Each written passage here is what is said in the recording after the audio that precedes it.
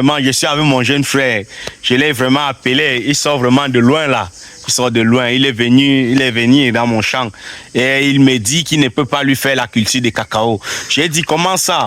Mais il m'a expliqué. Il dit qu'il ne peut pas conseiller quelqu'un de faire dans le cacao. Mais il me dit en retour que on peut faire 2500 pieds de cacaoyers par hectare. J'ai dit, mais dis donc, comment ça? Je lui ai posé la question ainsi et vraiment, je veux qu'il me détaille cela dans ma plantation. Je veux qu'il me détaille et pour que ça aide aussi plus de personnes. Ça vous aide aussi. Vraiment, je vais laisser la parole à lui. Alors les gars, il faut noter que je suis aussi avec le gars qui a dit que le poivre paye que le cacao. Hein? Ok, voilà. Bon, pour entrer vif du sujet, je vous ai dit, moi je n'encourage plus les gens à faire de la culture de cacao pour des raisons économiques. Parce que c'est une culture coloniale. C'est une culture que ceux qui sont au sommet en bénéficient.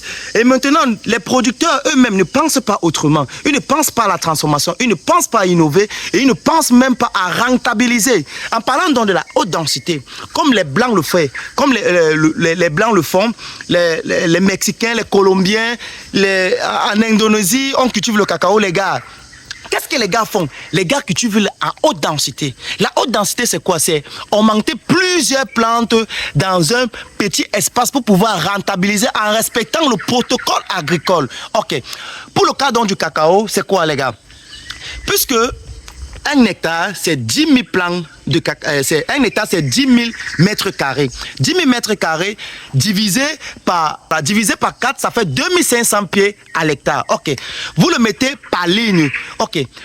Les premières années, donc vous plantez 2500 plants à l'hectare. Les premières années, les deuxièmes années, parce que je tiens aussi à rappeler que le cacao que vous voyez là, attention, le cacao que vous voyez là, il y a plusieurs variétés. Aujourd'hui, on a des variétés améliorées. On a des variétés améliorées comme les nouvelles variétés qui viennent de sortir, les variétés Mercedes, les variétés hybrides Trinitario. Vous voyez que ces variétés-là, si on les met à un écartement de 2 mètres, avant 10 ans, avant 5 ans, avant 7 ans, vous aurez déjà rentabilisé. Le processus, c'est quoi? C'est que, les gars, regardez, vous allez mettre là, ici, vous voyez, voici un plant de cacaoyer, voici un second plant de cacaoyer. Ok. Entre-temps, quand les 2 plants-ci là vont atteindre l'âge adulte, ces plants, l'un de ces plants, vous aurez déjà rentabilisé. Est-ce que vous comprenez un peu? Est-ce que vous comprenez? Là maintenant, quand le champ commence déjà à vieillir à partir de 7 ans, 8 ans, vous pouvez décider d'éliminer le pied-ci pour laisser ce pied. Étant donné que ce pied, vous aurez déjà remboursé au moins l'argent que vous avez investi dans le champ. Est-ce que vous voyez un peu la théorie? Donc, je vous ai dit que la haute densité, ça paye. Donc, quand vous plantez les arbres en haute densité, après 3 ans, après 4 ans, après 5 ans, vous pouvez venir éliminer certains arbres qui vous ont déjà payé. Et maintenant, laissez bien le champ évoluer. C'est ça le rôle de la haute densité. Les Blancs l'ont compris. Nous devons créer nos propres règles, hein, mon frère? Ouais. Voilà. Donc, vraiment. tu vois que si tu plantes 2500 pieds à l'hectare, hein, après 3 ans, ça commence à te produire.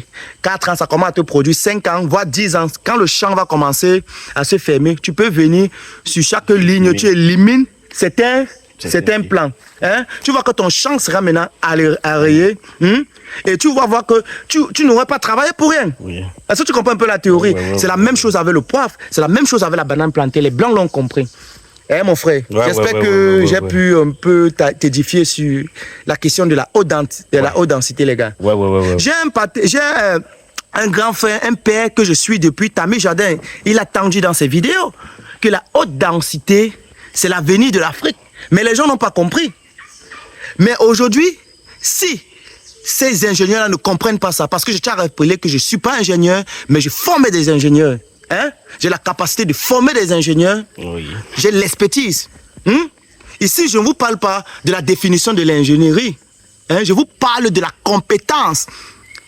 Nos frères qui sortent, je ne dis pas qu'il y a des incompétents, il y a des ingénieurs incompétents, mais non. Il y en a. Et ceux que je l'ai dans le chapeau. Mais la majorité, ils ont été formés pour parler la théorie, pour réciter. Ils n'ont pas été formés pour créer l'entreprise, pour vous accompagner, pour vous permettre d'optimiser. Non. Et pourtant, l'ingénieur, c'est celui-là qui peut te permettre d'optimiser. qui te permet de développer des nouvelles techniques, qui te critique que non, mon frère, voilà ce que tu dois faire. Voilà pourquoi je dis que le niveau même d'ingénierie, hein, on doit enseigner cela au CEP, à la CIL, pour que quand l'enfant grandisse, il a déjà ce savoir-là.